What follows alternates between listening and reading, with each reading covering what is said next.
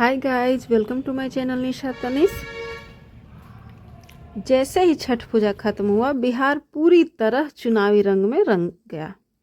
हर दिन चारों तरफ शोर शराबा, प्रचार प्रसार, गाड़ियां, रोड शो, भाषण और जनसैलाब उमड़ता रहा। मेरा तो 15 दिन से बहुत मुश्किल समय रहा, क्योंकि एनडीए प्रत्याशी यहीं सामने रह रही हैं, तो मेरे रूम के चारों तरफ गाड़ी ही गाड़ी दिन रात लगी रहती है। पार्किंग बना हुआ है यहाँ, कभी कभी तो पैदल भी रूम से निकलने लायक नहीं रहता है, क्योंकि बहुत सारे लोग और बहुत सारी गाड़ियाँ लग जाती हैं। ये अभी यहाँ के वर्तमान सांसद महोदय हैं, इनका काफिला निकल रहा है। बस यहाँ से चंद कदम आगे एनडीए और आरजेडी दोनों का ऑफिस भी है, तो सुबह होते ही नीतीश जी और तेजस्वी भैया जिंदाबाद का नारा लाउड स्पीकर पर चालू रहता है। सब लोग फील्ड में गए हुए हैं अभी अपने क्षेत्र में, फिर भी अभी भी देख रहे हैं आप लोग कितनी गाड़ियां लगी हुई हैं। ये छोटी छोटी प्यारी प्यारी बच्चियां हैं सामने वाले घर की। तीनों बहन बाहर निकलकर खेल रही है। मीठी मीठी मीठी।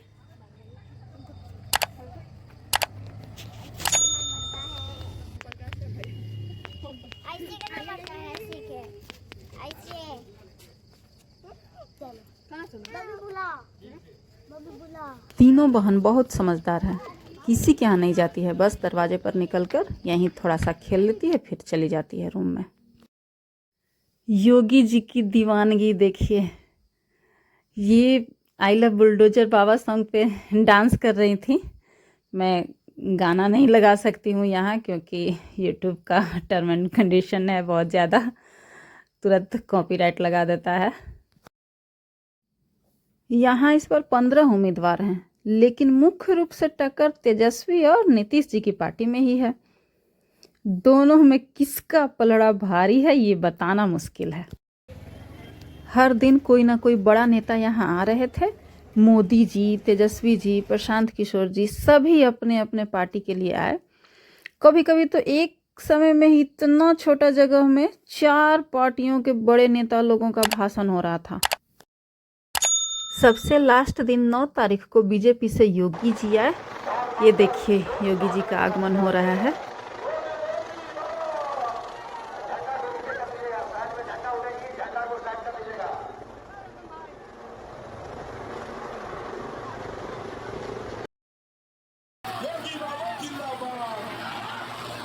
स्वागत है जी, स्वागत है योगी जी का, स्वागत है।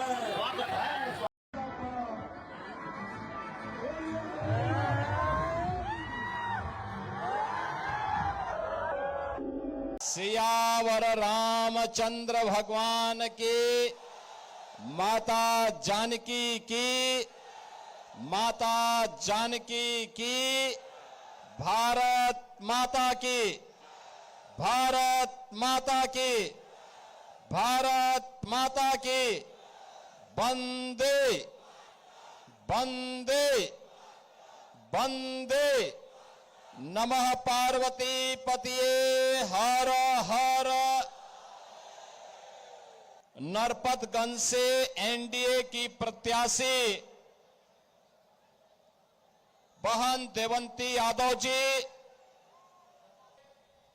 भारी संख्या में नरपतगंज अररिया से जुड़े हुए मेरे सभी उपस्थित बहन और भाइयों,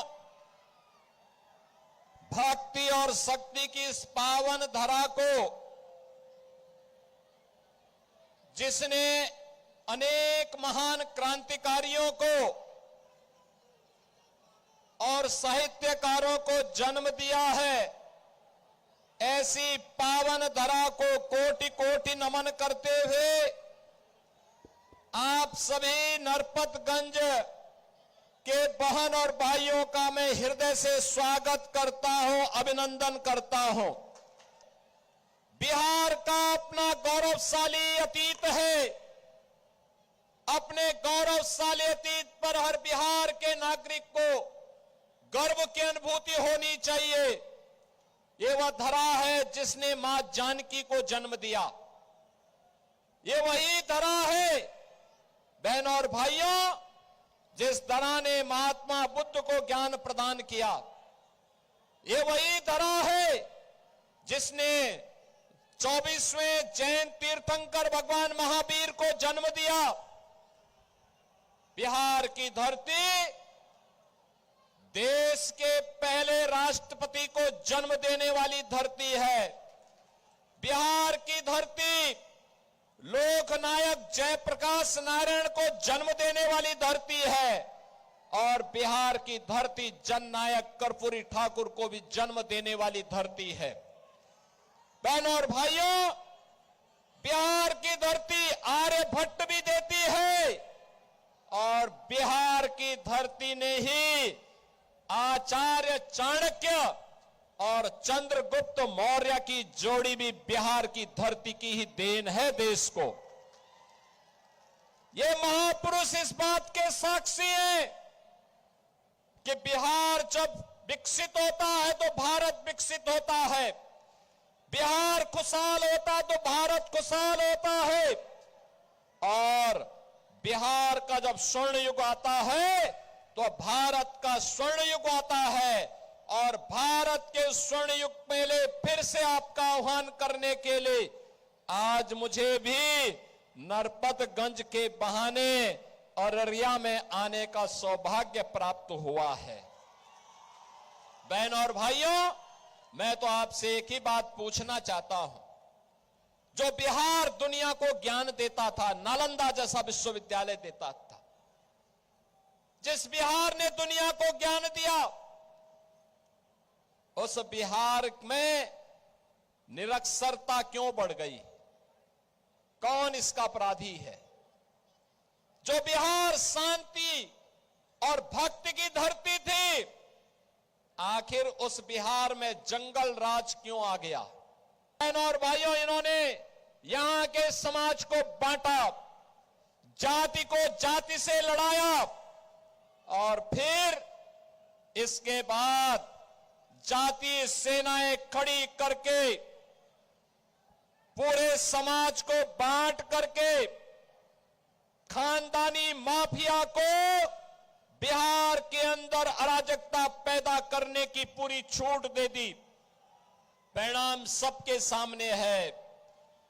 बिहार अपनी पहचान के लिए मोहताज हो गया। नौजवान की रोजगार चली गई। अन्नदाता किसान भूखमरी के कगार पर पहुंच गया। सरकारी खजाने पर लूट मचाए थे और बिहार पिछड़ता गया, बीमारू हो गया।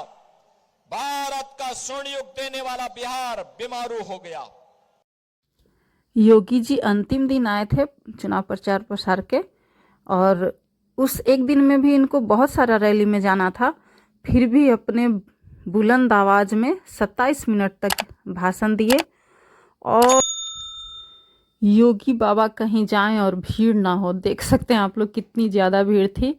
हाँ, ये एक अच्छा रहा कि कुछ भी गड़बड़ी नहीं हुई, भगदड़ नहीं हुई, कुछ भी नहीं हुआ। बहुत शांति ढंग से रैली भाषण सब खत्म हुआ। ये एक आंटी जी का वायरल वीडियो है, देखिए, हर उम्र के लोग का जुनून। जोड़ी मोदी और नीतीश जी के हिट हुई गाने पे आंटी जी कितना सुंदर डांस कर रही हैं और इस एज में कितनी एक्टिव हैं। बिना होली के त्यौहार के लोग चुनावी रंग में रंगे हुए हैं। देखिए भीड़ का आलम, बहुत ज़्यादा भीड़ थी, बहुत ही ज़्यादा। अब लोग कंधे पे देख रहे थे। मेरा बेटा भी अपने मामा लोग के कंधे पर बैठ बैठ के देखा है।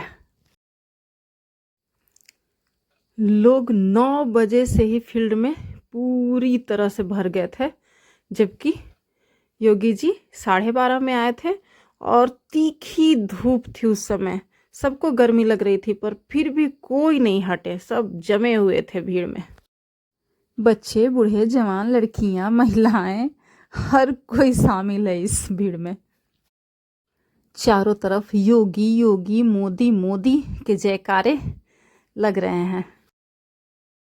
वैसे मैं इस भीड़ में शामिल नहीं हूँ क्योंकि मुझे भीड़ से बहुत डर लगता है। बाबू ज़बरदस्ती अपने मामा लोग के साथ गया, उसे योगी जी को देखना था। योगी जी का भाषण चल रहा था और लोग बिल्कुल उत्साहित थे, सुने जा रहे थे। किसी को भी न गर्मी लग रही थी न प्यास लग रही थी। सामने छत पर भी कमांडोज और बीएसएफ के जवान तैनात थे। चारों तरफ बाहर भी बहुत ही ज़्यादा कमांडोज थे और बीएसएफ के थे।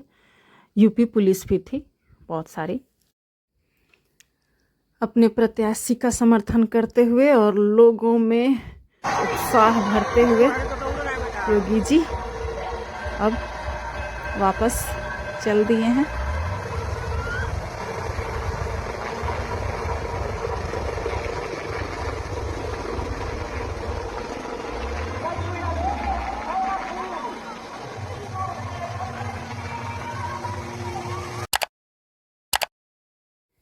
ऐसे जगहों पर अक्सर तो वही होता है कि एंट्री और एग्जिट गेट पर सबसे ज़्यादा भीड़ होती है और बहुत ही ज़्यादा भीड़ थी। डर था, ऐसे में बच्चों को और बूढ़ों बुजुर्गों को तो बिल्कुल नहीं जाना चाहिए, लेकिन बहुत ही अच्छे ढंग से सब संपन्न हुआ। डर लग रहा था लेकिन कुछ भी गलत नहीं हुआ। कोई भी पार्टी किसी से कम कहाँ है। एनडीए का जनसलाप तो कुछ हद तक देख लिए, अब देखिए आरजेडी का। इस पार्टी के उम्मीदवार का भी मनोबल बढ़ाने बड़े बड़े नेता लोग आ रहे थे और लास्ट दिन उधर योगी जी तो इधर खेसारी यादव आए थे और यहाँ भी उतनी ही भीड़ थी। पता नहीं लोग कहाँ से इतने आ जा रहे थे कि उधर भी भीड़ थी इधर भी भीड़ थी, या फिर दोनों जगह एक ही लोग थे, पता नहीं। अंतिम दिन के प्रचार में हर पार्टी के लोग पूरी तरह से लगे हुए थे क्योंकि शाम 5 बजे समय खत्म हो जाएगा प्रचार का। हर कोई अपने अपने मोबाइल में फोटो और वीडियो लेने के चक्कर में लगे हुए हैं। साथ ही ये भी है कि अपने प्रिय नेता के साथ एक सेल्फी हो जाए, लोग इस कोशिश में भी लगे हुए हैं। लोगों का जोश चरम सीमा पर है।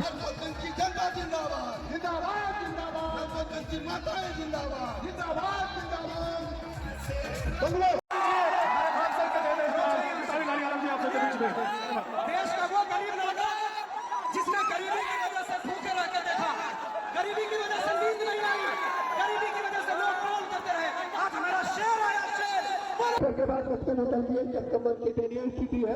एक भी सामने का पंडाल आपको नजर नहीं आ रहा है। सारी पंडालें ध्वस्त हो चुकी है। जनता जनार्दन होती है। जनता ने अपना आशीर्वाद खेसारी लाल यादव एवं मनीष कुमार से दोनों रैली में बहुत ज़्यादा भीड़ थी। मुझे ये समझ में नहीं आता कि रैलियों में इतनी भीड़ होती है तो फिर मतदान में इतनी भीड़ क्यों नहीं होती, क्योंकि भीड़ देखने से तो लगता है कि 100% मतदान हो जाएगा सभी जगह। वैसे कोई जीते कोई हारे, पर सभी को घर से निकलना चाहिए और मतदान करना चाहिए। जात पात को भुलाकर अपने प्रतिनिधि को देखिए, समझिए, तब चुनिए। 9 तारीख को प्रचार प्रसार खत्म हो गया। 10 तारीख को सोचने का वक्त मिला और आज 11 को अपना मत देना है। याद रखिए, मतदान केवल एक अधिकार नहीं बल्कि यह हमारा कर्तव्य भी है।